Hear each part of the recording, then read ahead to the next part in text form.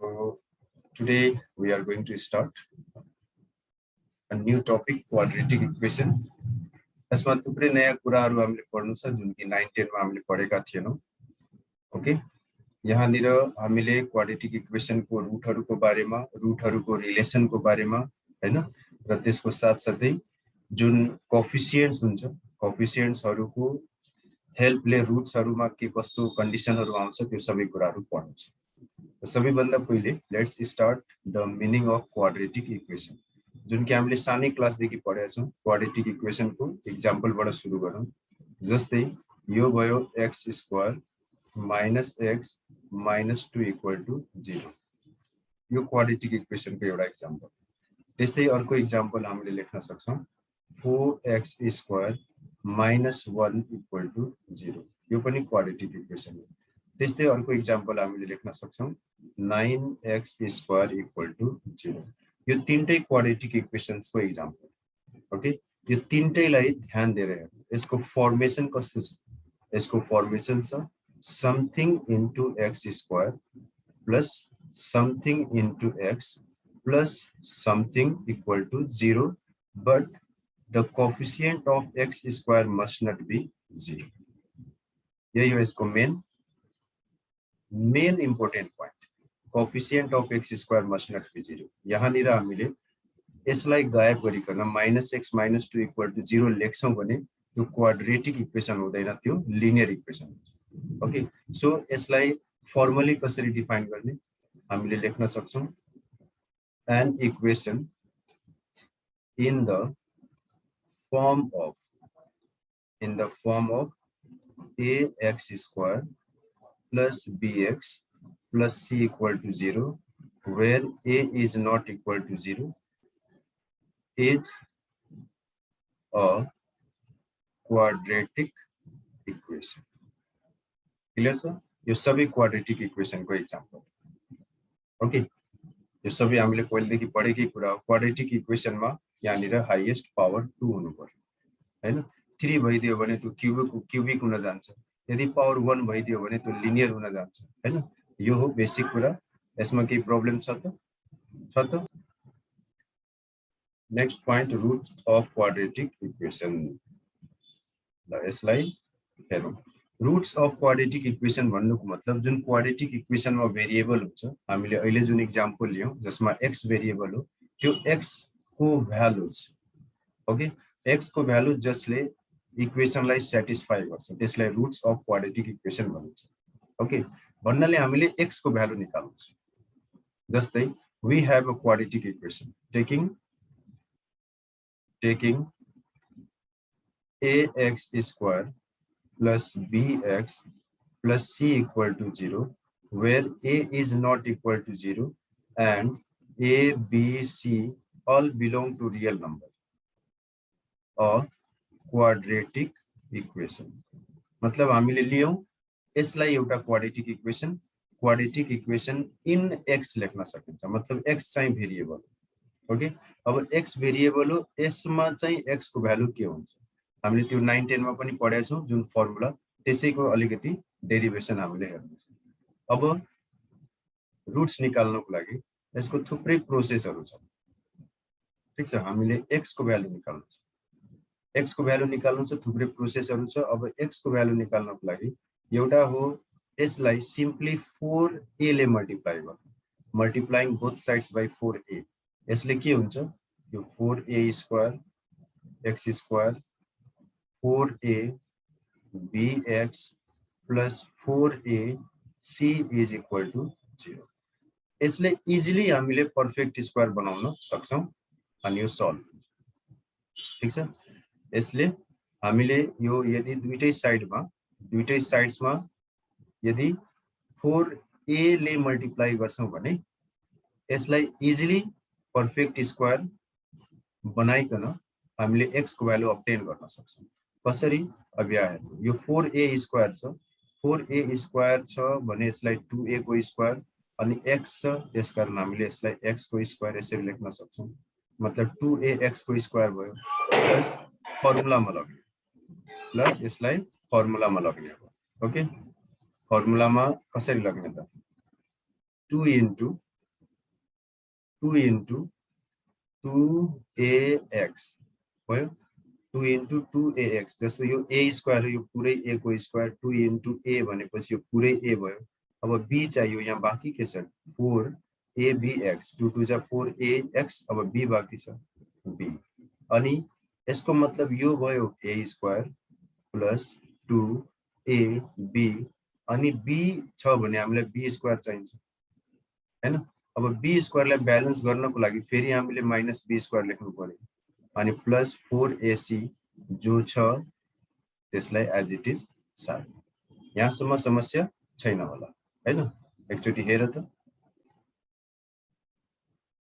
Let's continue यसपछि के हुन्छ this is 2ax plus b whole square अनि जुन बाँकी छ त्यसलाई ट्रान्सपोज गर्दै यसलाई ट्रान्सपोज गर्छौं यो हुन्छ b square minus 4ac okay अनि त्यसपछि अब हामीले यसैबाट 2ax plus b is equal to यहाँ प्लस माइनस लेख्नुपर्छ ओके किनकि माइनस को स्क्वायर पनि प्लस हुन्छ प्लस को स्क्वायर त प्लस हुने नै भयो हैन यसरी ठीक छ अब यो b उता जान्छ अनि हामीले फाइनली के पाउँछौं x equal to minus b plus minus root under b square minus 4ac by 2a okay so minus b plus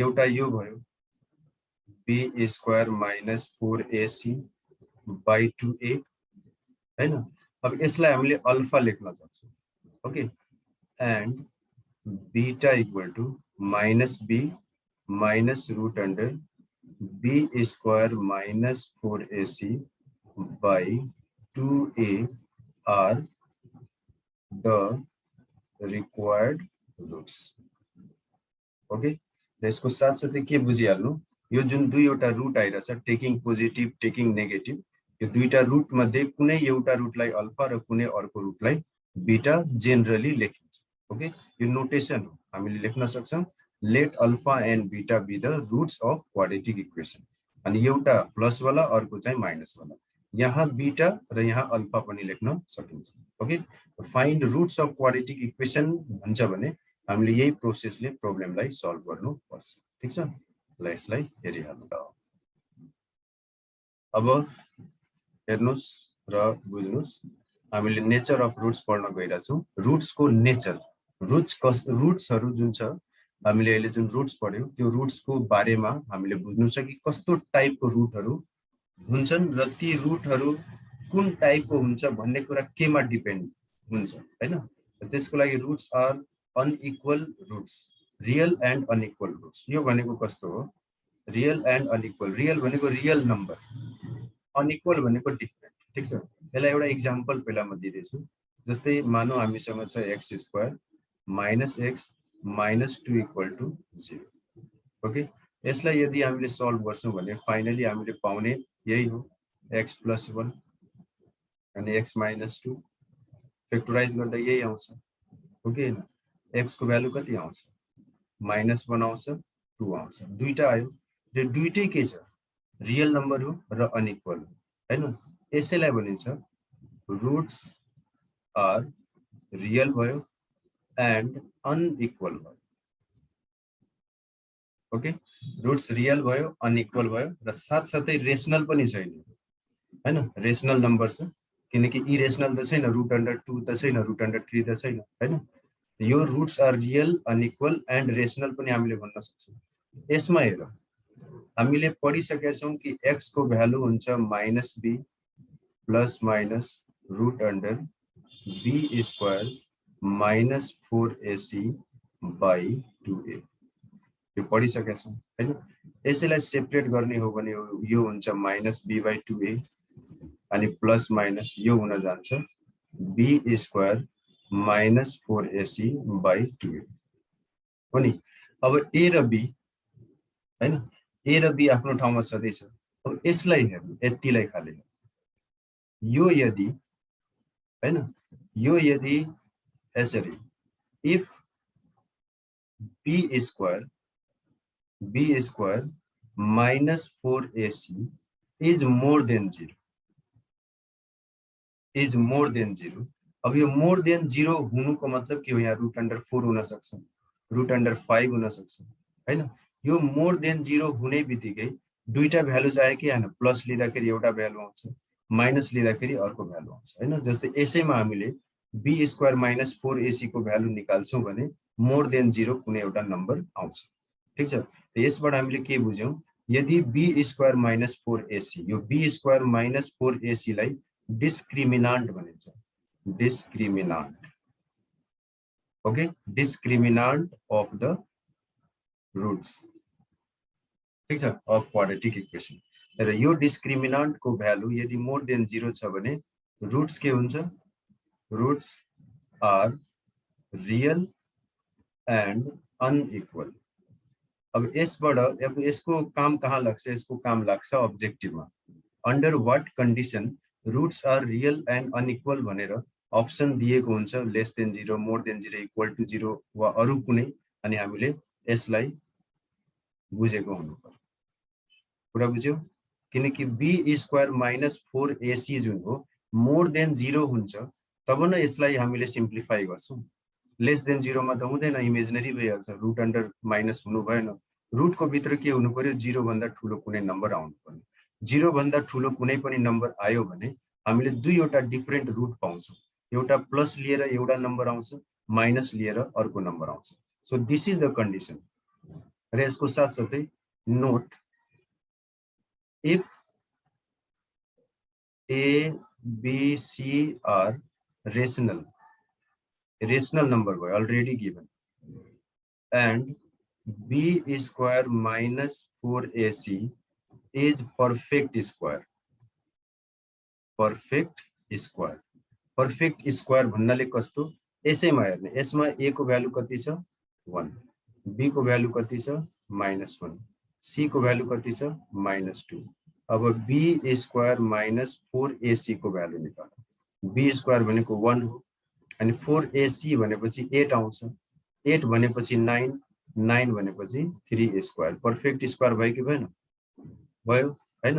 अब b स्क्वायर माइनस 4ac को भ्यालु परफेक्ट स्क्वायर हुँदाखेरि जुन रुट आइरहेछ त्यो रुट के भइरहेछ, रेशनल नम्बर भइरहेछ, पनि रियल नम्बर पनि, रेशनल पनि र अनइक्वल पनि। अनि यो केसमा हामीले लेख्छौं यदि abc अलरेडी रेशनल छ, यो अलरेडी रेशनल हो हैन, र b square minus 4ac perfect square छ भने then roots are real, real त हुन्छ नै, साथसाथै रेशनल हुन्छ। ओके, रेशनल मतलब जसलाई हामीले फ्र्याक्सन को फर्ममा राख्न सक्छौं, integer upon integer, denominator not equal to 0। ठीक छ, मतलब रुटमा आन्सर आउँदैन, यति बुझ्नु, रुटमा आन्सर आउँदैन। आन्सर रुटमा आयो त आएन नि, -1 र 2 आयो हैन। यो -1 र 2 भनेको के हो, डिफरेन्ट नम्बर हो र रेशनल नम्बर हो। Roots are real, rational and unequal. Okay, so यो कन्डिसन हामीले राम्ररी बुझ्नु पर्यो कि यदि b स्क्वायर माइनस 4ac को भ्यालु मोर देन 0 छ भने रुट्स रियल र अनइक्वल हुन्छ। मोर देन 0 छ र साथसाथै त्यो परफेक्ट स्क्वायर आइरहेछ, जस्तै 1, 4, 9, 16, 25 यो टाइपको, त्यो केसमा के हुन्छ, रुट्स आर रियल हुन्छ, अनइक्वल त हुन्छ नै, साथसाथै रेशनल पनि हुन्छ। ओके, यो फ्याक्ट हामीले बुझ्नु पर्यो कि कुनै पनि क्वाड्रेटिक इक्वेसनमा यदि डिस्क्रिमिनान्ट को भ्यालु मोर देन 0 छ भने roots are real and different हुन्छ, जसरी यो डिफरेन्ट छ। साथसाथै b स्क्वायर माइनस 4ac यदि परफेक्ट स्क्वायर छ भने रुट्स रेशनल पनि हुन्छ, इरेशनल हुँदैन। ओके, ल यसलाई बुझ त। अब नेक्स्ट पोइन्ट हेर्नु, real and equal roots. Equal हुन्छ रुट्स, इक्वल रुट्स भन्नाले कस्तो होला, जस्तै एउटा इक्वेसन दिए मैले x square minus 2x plus 1 equal to 0। Let's factorize it. When we factorize, we get x minus 1, x minus 1, x minus 1 whole square हो त्यसैले। अब either x minus 1 equal to 0 1 नै आउँछ, or x minus 1 equal to 0 1 नै आउँछ। दुईटा जुन values आइरहेछ के आइरहेछ, रियल नम्बर हो र इक्वल हो हैन। यहाँनिर हामीले लेख्छौं यही हो रियल एन्ड इक्वल रुट्स। कुरा बुझ्यो? रियल एन्ड इक्वल रुट्स यस्तोलाई भनिन्छ। यसमा हेर, यसमा के हुन्छ, if b square minus 4ac equal to 0, then the roots are real and equal। यो point हामीले अब राख्नु पर्यो दिमागमा। यदि b square minus 4ac को भ्यालु मोर देन 0 छ भने अनइक्वल रुट्स हुन्छ, मोर देन 0 छ साथसाथै पर्फेक्ट स्क्वायर छ भने रेशनल पनि हुन्छ, तर एक्ज्याक्टली 0 छ भने रुट्स इक्वल हुन्छ, एउटै भ्यालु आउँछ। यसैमा चेक गर, यसमा चेक गर त a को भ्यालु कति आयो 1, b को भ्यालु -2, c को भ्यालु 1 निकाल त। b स्क्वायर minus 4ac को भ्यालु निकाल। b स्क्वायर भनेपछि -2 को स्क्वायर 4 अनि 4 into a into c 4। हामीले 0 पायो कि पाएनौ? पायौ हैन? त यसरी हामीले क्रस भेरिफाई गर्न सक्छौं। b स्क्वायर minus 4ac को भ्यालु 0 छ भने जुन दुईटा भ्यालुज आउँछ त्यो दुईटै भ्यालुज सेम हुन्छ, एउटै हुन्छ। क्लियर? यो याद राख्नु पर्यो। यसैले हामीले यसरी लेख्न सक्छौं, यो b square minus 4ac equal to 0 छ भने यसैले हामीले के लेख्न सक्छौं, b square is equal to 4ac। Okay, b square is equal to 4ac। If roots are equal भन्ने बित्तिकै यही कन्डिसन युज गर्ने अनि प्रब्लमलाई सल्भ गर्ने। ठीक छ? Any problem anybody?